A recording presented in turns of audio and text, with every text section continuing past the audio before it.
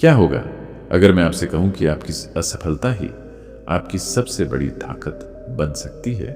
एक ऐसा युवक जिसे हर जगह से ठुकरा दिया गया, जिसके पास न नौकरी थी, न सहारा और न ही कोई उम्मीद, लेकिन एक दिन उसकी मुलाकात एक ऐसे महात्मा से हुई जिन्होंने उसे सफलता के 10 ऐसे रहस्य बताए जिन्होंने उसकी पूरी जिंदगी बदल दी।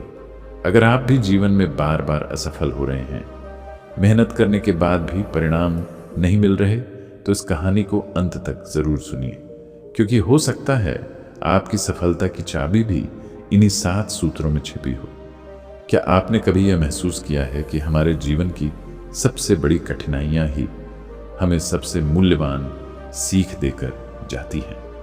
कई बार जब हम विपरीत परिस्थितियों से घिर जाते हैं तो ऐसा लगता है कि मानो हम बिल्कुल अकेले हैं और हमारी परेशानियों का कोई समाधान नहीं है।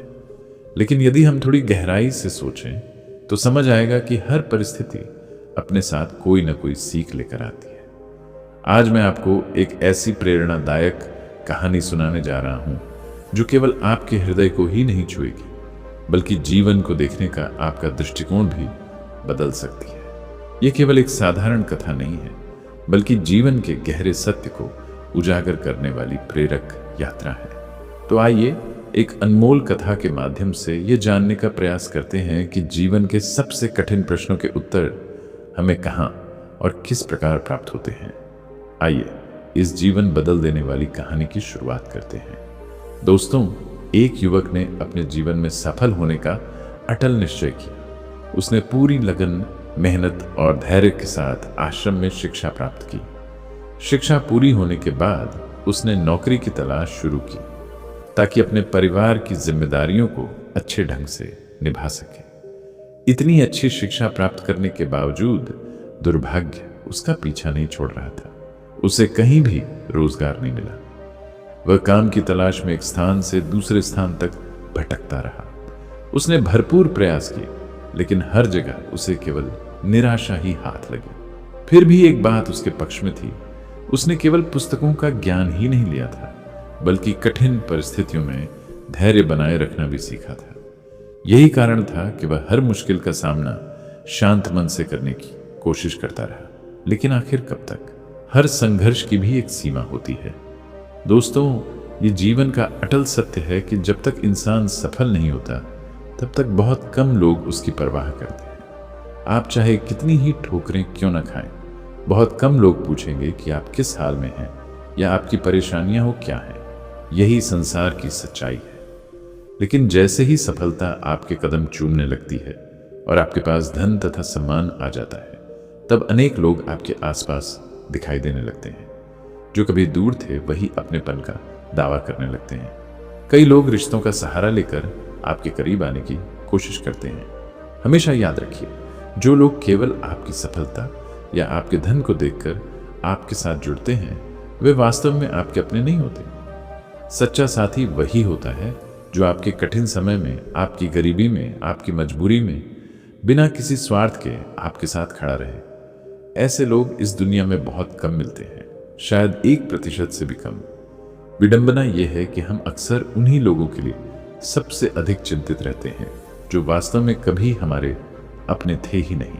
उधर वह युवक पूरी तरह निराश और थका हुआ एक रास्ते से गुजर रहा था। चलते चलते उसकी नजर एक आश्रम पर पड़ी। आश्रम के बाहर एक महात्मा अपने शिष्यों को ज्ञान का उपदेश दे रहे थे। सभी शिष्य अत्यंत शांति और एकाग्रता के साथ उनकी वाणी सुन रहे थे। यह दृश्य देखकर युवक ठिठक गया। उसने मन ही मन सोचा, आखिर ऐसा क्या कहा जा रहा है जिसे सुनने के लिए सभी लोग इतने ध्यान से बैठे हैं। उसके भीतर जिज्ञासा जाग उठी। वह धीरे धीरे कदम बढ़ाते हुए आश्रम की ओर चला गया। पास ही एक आम के पेड़ के नीचे बैठकर वह भी महात्मा की बातें ध्यानपूर्वक सुनने लगा। उसी समय महात्मा अपने शिष्यों से कह रहे थे, जब किसी भी कार्य की नई शुरुआत होती है तो सबसे पहले ऐसा प्रतीत होता है मानो सब कुछ समाप्त हो गया हो। जब इस सृष्टि का प्रारंभ हुआ था तब भी पहले पुरानी व्यवस्था का अंत हुआ और उसके बाद एक नई सृष्टि का जन्म हुआ। ठीक उसी प्रकार जब कोई इंसान जीवन की ऐसी कठिन घड़ी में पहुंच जाता है जहां उसे लगने लगता है कि अब कुछ भी शेष नहीं बचा, अब उसके लिए कोई उम्मीद नहीं है। वह भीतर से पूरी तरह टूट चुका होता है, असहाय महसूस करता है और उसे लगता है कि उसकी सहायता करने वाला कोई भी नहीं है। ऐसे समय में यदि वह किसी से सहारा मांगे तो कई बार लोग उसकी मदद करने से भी पीछे हट जाते हैं। महात्मा आगे बोले, बुरे समय की यही सच्चाई है। यदि उस घड़ी तुम्हें प्यास भी लगे तो संभव है कि कोई तुम्हें पानी तक देने न आए, क्योंकि कठिन समय में साथ देने वाले लोग बहुत कम होते हैं। उन्होंने आगे कहा, ऐसे क्षणों में इंसान पूरी तरह बिखर जाता है। उसे लगता है कि वह जीवन की लड़ाई हार चुका है, लेकिन उसी समय एक बात कभी मत भूलना, जब सब कुछ समाप्त होता दिखाई दे तभी समझ लेना कि तुम्हारे जीवन में किसी नई शुरुआत की तैयारी हो रही है। जैसे पुराने और टूटे हुए लोहे को भट्टी में गलाकर उससे नया और मजबूत लोहा तैयार किया जाता है, उसी प्रकार कठिनाइयां भी इंसान को नया रूप देने आती है। यदि आज तुम संघर्षों से टूट रहे हो तो यह भी संभव है कि आने वाला समय तुम्हारे लिए पहले से कहीं अधिक उज्जवल हो। इसलिए जब भी तुम्हें लगे कि अब कोई राह नहीं बची, तब अपने मन से कहना कि शायद यही वह पल है जहां से मेरे जीवन का सबसे सुंदर अध्याय शुरू होने वाला है। यही उम्मीद तुम्हें जीवित रखेगी और यही विश्वास तुम्हें आगे बढ़ने की शक्ति देगा। महात्मा मुस्कुराए और बोले, यदि आज तुम्हारे साथ कोई खड़ा नहीं है, यदि हर दरवाजा बंद दिखाई दे रहा है, तो घबराना मत। कई बार सबसे बड़ा परिवर्तन उसी समय आता है जब इंसान अपनी अंतिम सीमा तक संघर्ष कर चुका होता है। जब तुम अपनी पूरी शक्ति लगा चुके हो, तब ईश्वर तुम्हारे लिए वह मार्ग खोलता है जिसकी तुमने कल्पना भी नहीं की होती।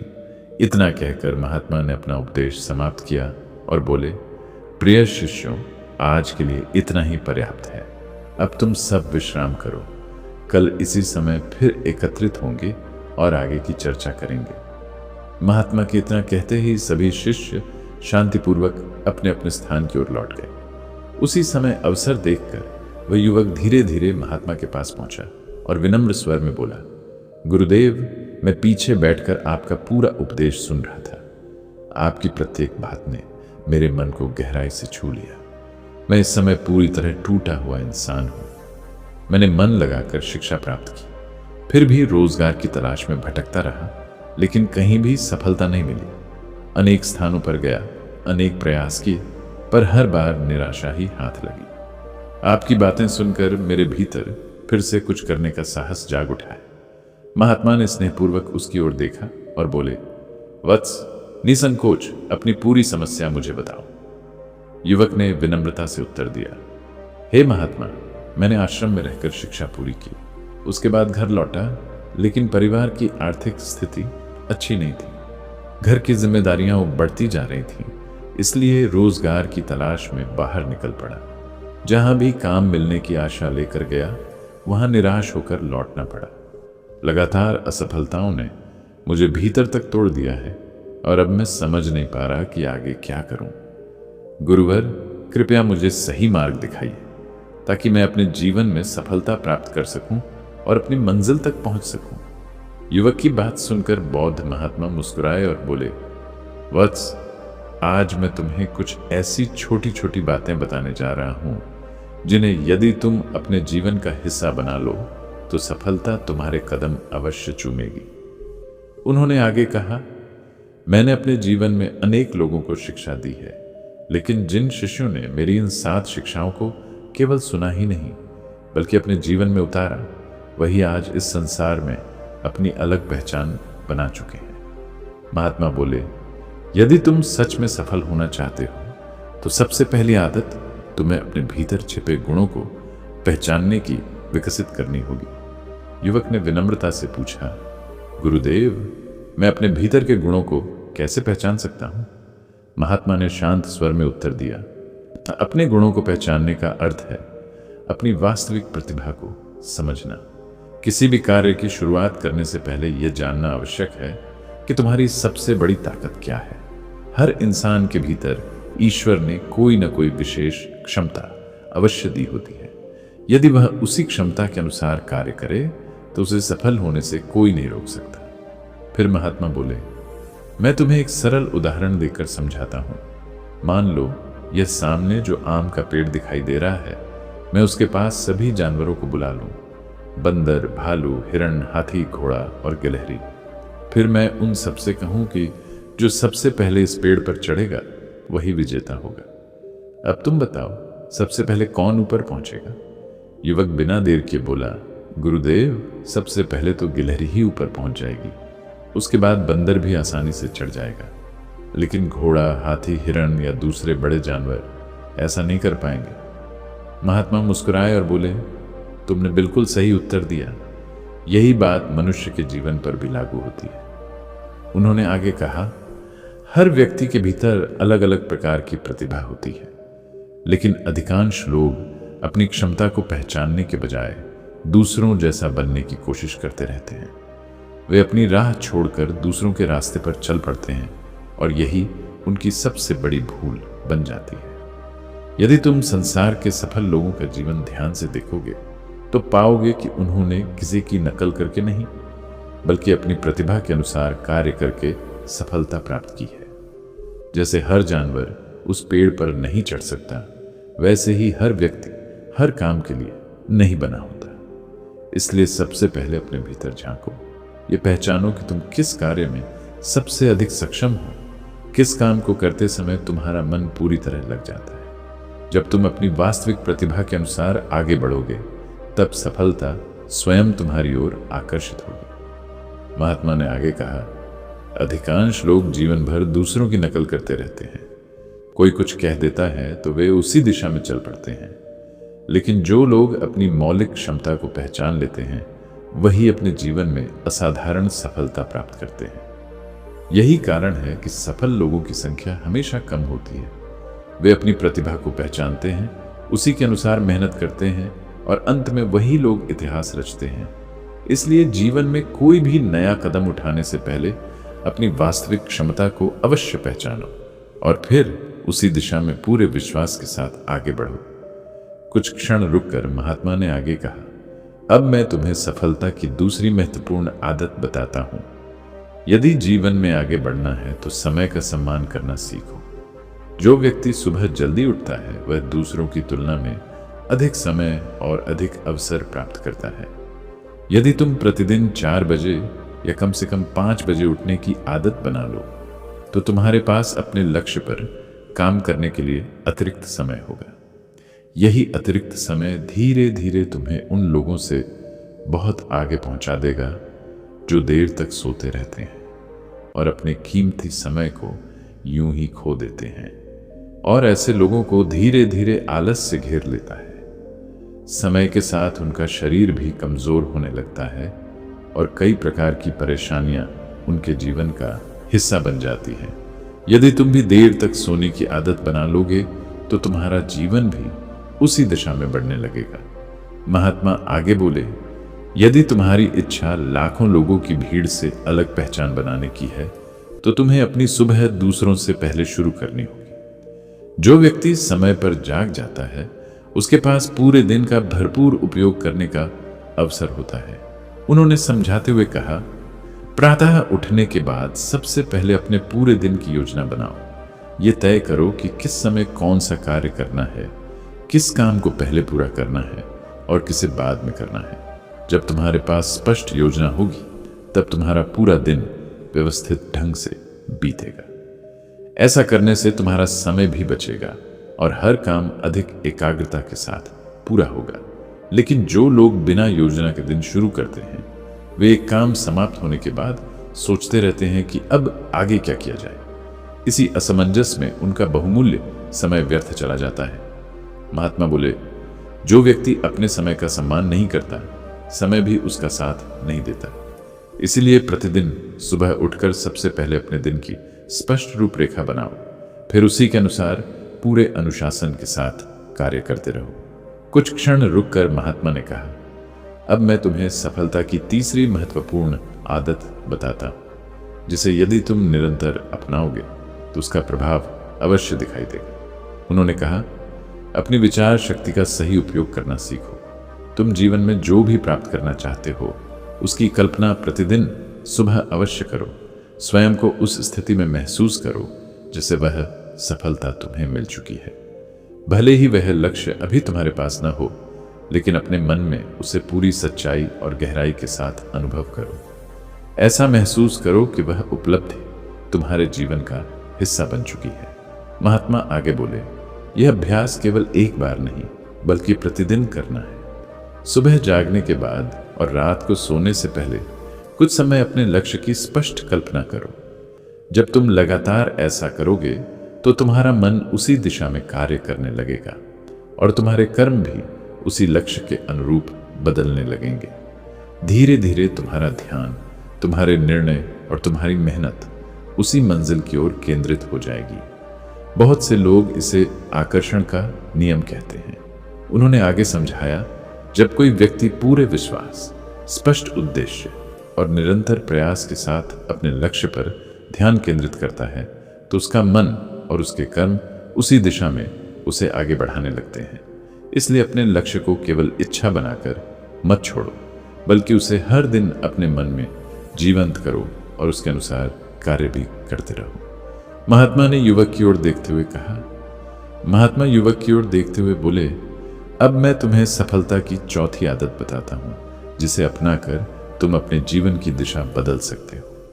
उन्होंने कहा, यदि तुम्हें सच में आगे बढ़ना है तो सबसे पहले अपनी सोच को सकारात्मक बनाना सीखो। सकारात्मक विचार ही व्यक्ति की बुद्धि को सही दिशा देते हैं। जब मन अच्छा सोचता है तभी वह बड़े सपने देखने और उन्हें पूरा करने की शक्ति भी प्राप्त करता है। महात्मा आगे बोले, जो व्यक्ति हर समय नकारात्मक बातों में उलझा रहता है या दूसरों के बारे में सोचते सोचते अपना समय बिताता है, वह अपने लक्ष्य पर पूरा ध्यान नहीं दे पाता। उसका मन बार बार भटकता रहता है और यही भटकाव उसके कार्य को कमजोर कर देता है। इसलिए किसी के प्रति बुरा मत सोचो, चाहे कोई तुम्हारा विरोधी ही क्यों न हो।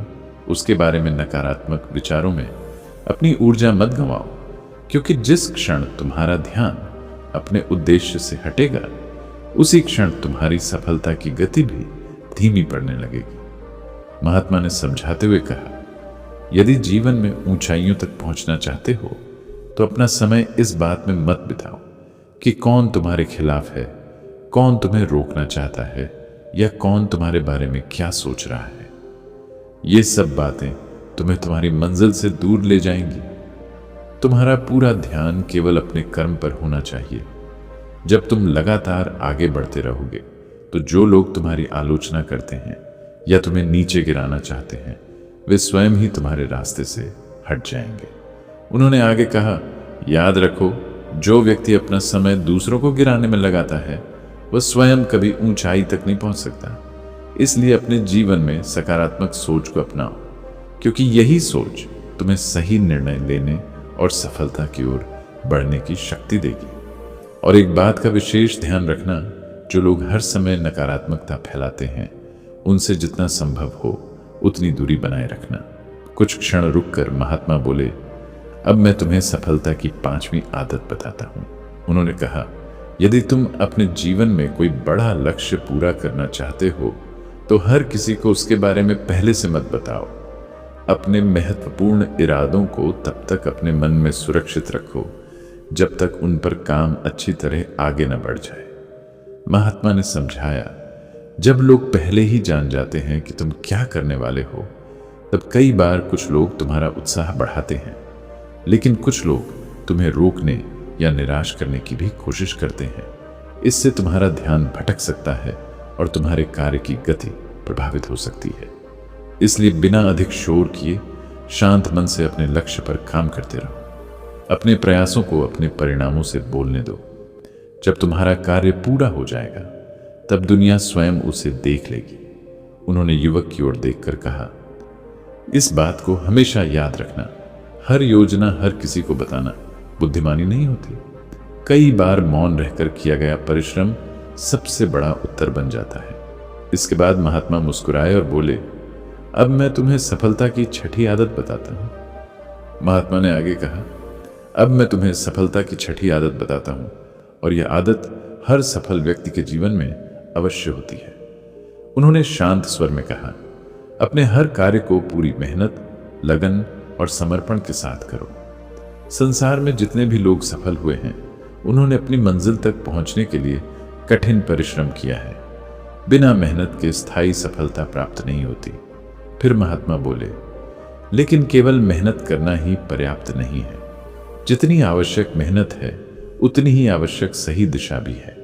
यदि कोई व्यक्ति पूरी ताकत लगा रहा हो लेकिन गलत दिशा में आगे बढ़ रहा हो, तो उसका परिश्रम उसे मंजिल तक नहीं पहुंचा पाएगा। जब मेहनत सही दिशा के साथ जुड़ जाती है, तब सफलता निश्चित हो जाती है। इसलिए किसी भी कार्य की शुरुआत करने से पहले यह समझो कि उसे सबसे प्रभावी और सही तरीके से कैसे किया जा सकता है। महात्मा ने आगे कहा, जब तुम्हें यह स्पष्ट हो जाए कि लक्ष्य तक पहुंचने का सही मार्ग कौन सा है, तब बिना रुके पूरे मन और पूरी शक्ति के साथ उस पर काम करना शुरू कर दो। उन्होंने समझाते हुए कहा, बहुत से लोग इसलिए असफल हो जाते हैं क्योंकि वे मेहनत तो करते हैं लेकिन सही दिशा का चुनाव नहीं करते। धीरे धीरे उन्हें लगने लगता है कि उनकी मेहनत का कोई परिणाम नहीं मिल रहा। उनका आत्मविश्वास कम होने लगता है, उनका उत्साह टूटने लगता है और अंत में वे अपने लक्ष्य से दूर हो जाते हैं। इसलिए जो भी लक्ष्य तुम अपने जीवन में प्राप्त करना चाहते हो, पहले उसे स्पष्ट रूप से समझो। यह जानो कि वहां तक पहुंचने का सबसे उचित मार्ग क्या है। जब दिशा सही होगी, तब तुम्हारी मेहनत भी सही परिणाम देगी। महात्मा मुस्कुराए और बोले, मैं तुम्हें एक सरल उदाहरण देकर समझाता हूं। मान लो सामने एक ऊंचा पहाड़ खड़ा है और मैं तुमसे कहूं कि उसकी चोटी तक पहुंचो। यदि तुम बिना सोचे समझे सीधे ऊपर चढ़ने लगोगे, तो संभव है कि कुछ ही दूरी पर थक जाओ, रास्ता भटक जाओ या आगे बढ़ ही ना पाओ। लेकिन यदि पहले तुम यह समझने का प्रयास करो कि इस पहाड़ पर चढ़ने का सबसे सुरक्षित, सबसे आसान और सबसे उपयुक्त रास्ता कौन सा है, तो उसी मार्ग से चलते हुए तुम अपेक्षाकृत कम कठिनाई में अपनी मंजिल तक पहुंच जाओगे। उन्होंने आगे कहा, यदि बिना योजना और बिना सही दिशा के केवल प्रयास करते रहोगे, तो या तो बहुत अधिक समय लग जाएगा या फिर बीच रास्ते में ही हार माननी पड़ेगी। महात्मा ने युवक की ओर देखकर कहा, मनुष्य के जीवन का लक्ष्य भी ठीक इसी पहाड़ की तरह होता है। जिसे भी तुम पाना चाहते हो, पहले यह समझो कि वहां तक पहुंचने का सही मार्ग क्या है। जब सही दिशा और निरंतर मेहनत साथ साथ चलती है, तब सफलता केवल समय का प्रश्न रह जाती है। सबसे पहले अपने लक्ष्य को स्पष्ट रूप से समझो, फिर यह जानने का प्रयास करो कि उस मंजिल तक पहुंचने का सबसे सरल, सही और प्रभावी मार्ग कौन सा है। जब तुम्हें सही रास्ता समझ में आ जाएगा, तब उस लक्ष्य को पाना तुम्हारे लिए पहले की तुलना में कहीं अधिक आसान हो जाएगा। इसलिए केवल कठिन परिश्रम ही नहीं, बल्कि सही दिशा में किया गया परिश्रम भी उतना ही आवश्यक है। इसके बाद महात्मा युवक से बोले, अब मैं तुम्हें सफलता का 7वां और अंतिम सूत्र बताता हूं। यदि तुम जीवन में लंबे समय तक सफल रहना चाहते हो, तो अपने शरीर और मन दोनों का समान रूप से ध्यान रखना सीखो। उन्होंने आगे कहा, प्रतिदिन योग और ध्यान का अभ्यास करो। जब शरीर स्वस्थ रहेगा और मन शांत रहेगा, तभी तुम्हारी सोच स्पष्ट होगी। संतुलित मन ही सही निर्णय ले सकता है और अपने लक्ष्य पर पूरी एकाग्रता के साथ कार्य कर सकता है। महात्मा बोले, योग केवल शरीर को ही नहीं, बल्कि मन को भी मजबूत बनाता है। यह आलस्य को दूर करता है। और याद रखो, आलस्य मनुष्य की सबसे बड़ी बाधाओं में से एक है। जो व्यक्ति आलस्य पर विजय पा लेता है, वह अपने जीवन में बहुत आगे बढ़ सकता है। उन्होंने समझाया, जब तुम्हारा मन पूरी तरह एक दिशा में केंद्रित हो जाएगा, तब तुम्हारी सारी ऊर्जा भी उसी लक्ष्य की ओर लगने लगेगी। और जब किसी व्यक्ति की पूरी शक्ति एक ही उद्देश्य पर लगती है, तो उसके अच्छे परिणाम अवश्य दिखाई देते हैं।